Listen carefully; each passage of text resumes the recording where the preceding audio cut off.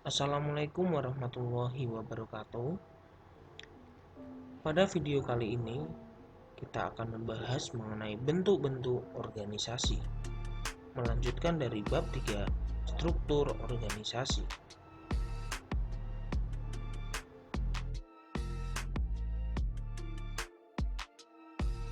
Berikutnya kita masuk ke dalam bab pendahuluan.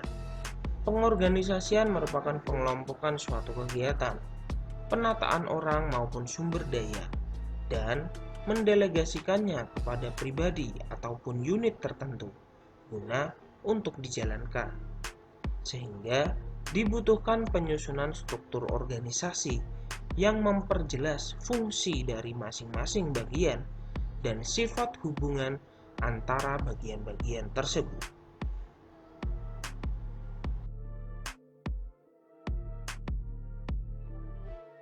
Berikutnya adalah macam-macam bentuk organisasi. Dalam struktur organisasi tentunya banyak sekali versi yang ada di dalam suatu struktur organisasi. Nah, kita akan membahas bagaimana macam-macam bentuk organisasi. Yang pertama, ada organisasi lini atau garis. Yang kedua, ada organisasi lini atau garis dan staf. Yang ketiga, ada organisasi fungsional.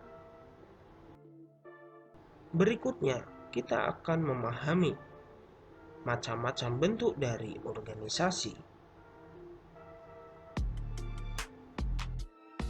Bentuk yang pertama adalah organisasi lini atau garis.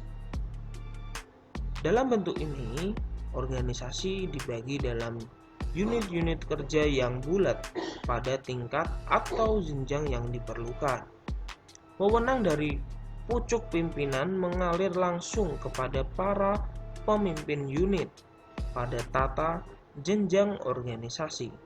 Setiap pemimpin unit memegang wewenang dan tanggung jawab penuh terhadap bidang kerja unitnya.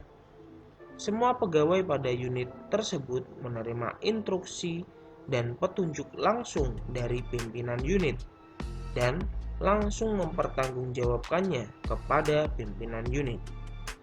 Pada bentuk organisasi garis atau lini, lalu lintas wewenang dan tanggung jawab berjalan secara lurus dan vertikal melalui saluran tunggal sehingga bentuk struktur organisasinya lebih sederhana. Kalian bisa melihat pada gambar di video ini, kalian bisa melihat urutan garis yang dari atas menuju ke bawah. Garis-garis tersebut dinamakan dengan garis komando. Nah, garis komando ini adalah garis lurus yang menandakan hubungan satu jabatan yang posisinya lebih tinggi dengan jabatan yang lebih rendah. Garis ini menandakan bahwa jabatan yang lebih rendah wajib menaati perintah atau instruksi dari jabatan yang lebih tinggi. Jadi dapat kita lihat bahwa manajer kantor memegang peran paling tinggi di sini, di bawah dari arsip, penggandaan atau inventaris yang berada di bawahnya, dan arsip atau ekspedisi mempunyai bawahan kembali seperti arsip dan ekspedisi. Kalian bisa melihat dari gambar tersebut. Maka bentuk organisasi tersebut dinamakan sebagai organisasi lini atau garis. Dalam organisasi lini atau garis memiliki beberapa kelebihan dan kekurangan. Kelebihan dari organisasi lini atau garis yang pertama, kesatuan perintah lebih terjamin karena pimpinan berada pada satu tangan. Kelebihan yang lain, proses pengambilan keputusan dapat berjalan lebih cepat karena hanya memiliki satu pemimpin. Kelebihan yang lain, rasa kesetiakawanan antar pegawai lebih tinggi karena lebih saling mengenal. Selain kelebihan, organisasi lini atau garis juga memiliki kekurangan. Yang pertama, seluruh organisasi sangat bergantung pada satu orang. Jika pimpinan tidak mampu memimpin, kelangsungan organisasi tersebut dapat terancam jatuh, bahkan hancur. Kekurangan yang kedua, biasanya pemimpin cenderung lebih otoriter atau menang-menang sendiri karena hanya dia yang memiliki kewenangan yang paling tinggi di dalam suatu organisasi. Yang ketiga, pegawai lebih sulit untuk berkembang.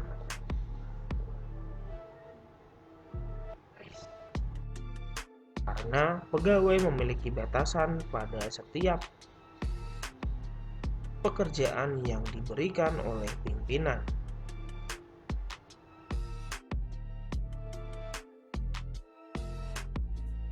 Berikutnya adalah organisasi lini atau garis dan staf. Pada organisasi garis dan staf, pimpinan organisasi mengangkat tenaga staf untuk membantu melaksanakan semua pekerjaan yang sangat luas. Pada bentuk ini, unit-unit organisasi disusun menurut bentuk lurus atau garis. Tetapi, pada unit pimpinan ditambah tenaga staf sebagai tenaga ahli perorangan atau suatu unit khusus yang bertugas memberikan bantuan-bantuan keahlian kepada pimpinan organisasi.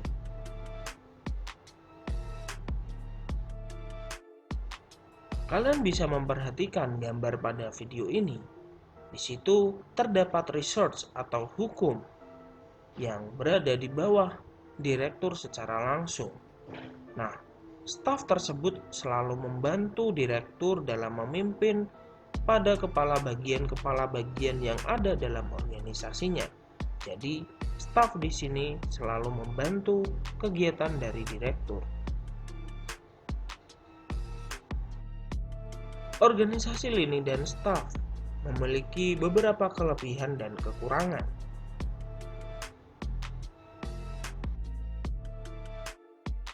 Kelebihan dari organisasi ini adalah yang pertama, memudahkan untuk mengambil keputusan yang tepat karena adanya staf ahli. Dalam hal ini, staf membantu mengambil keputusan direktur untuk memberikan keputusan yang terbaik. Yang kedua, kelebihan dari organisasi adalah cocok digunakan untuk organisasi besar yang memiliki tugas dan tujuan yang luas. Nah, biasanya organisasi garis dan staf ini lebih banyak dipakai pada perusahaan-perusahaan yang sudah besar, di mana memiliki jangkauan yang lebih besar. Kelebihan yang ketiga adalah lebih mudah untuk menerapkan the right man on the right place.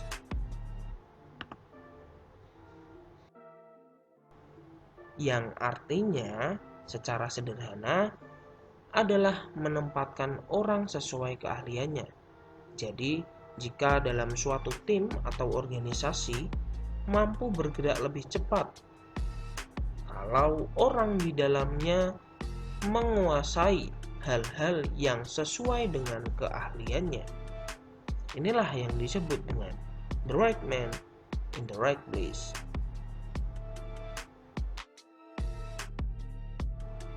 Berikutnya adalah kekurangan dari organisasi lini atau garis dan staf.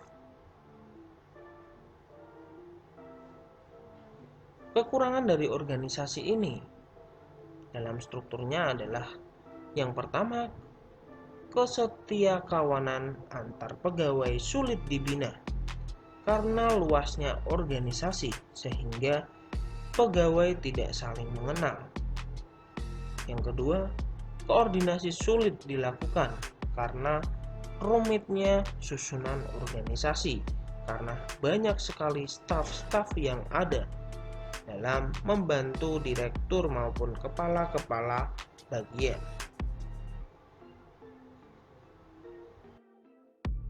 Bentuk organisasi yang ketiga adalah organisasi fungsional.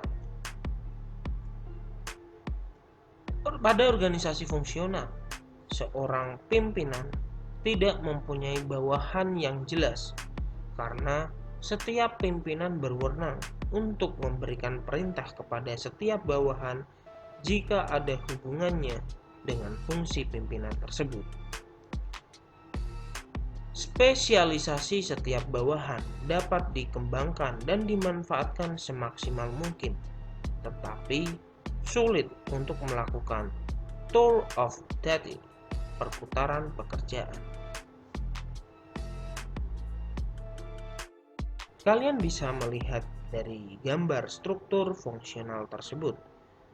Dari sini kita bisa melihat garis bawah atau garis komando antara manajer teknik dan manajer keuangan sama-sama mengarah ke karyawan, di mana karyawan harus mematuhi setiap kepala bagian atau manajer yang ada yang berhubungan dengan jabatannya. Nah, dalam hal ini bawahan dari manajer keuangan maupun manajer teknik sama-sama tidak memiliki keterikatan. Yang jelas, karyawan wajib mematuhi setiap manajer ketika dibutuhkan dalam suatu kegiatannya. Dalam organisasi fungsional memiliki beberapa kelebihan dan kekurangan.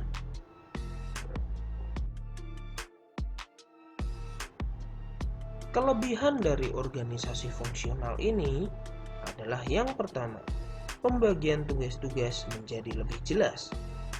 Yang kedua, spesialisasi pegawai lebih dapat dikembangkan.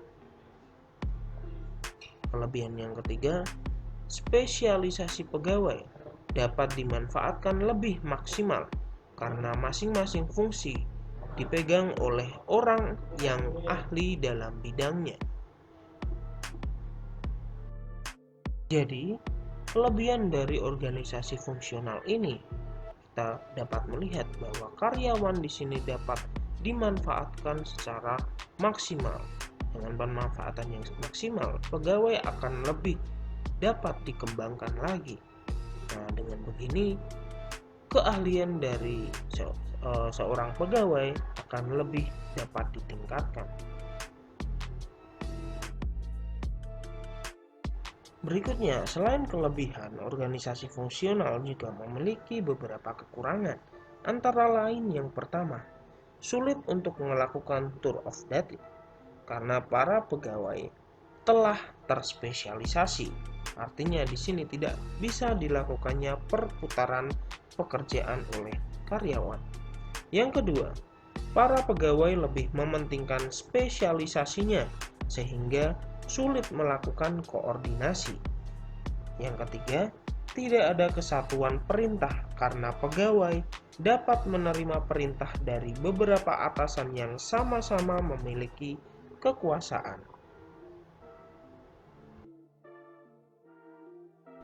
Oke, cukup sekian video pembelajaran kali ini.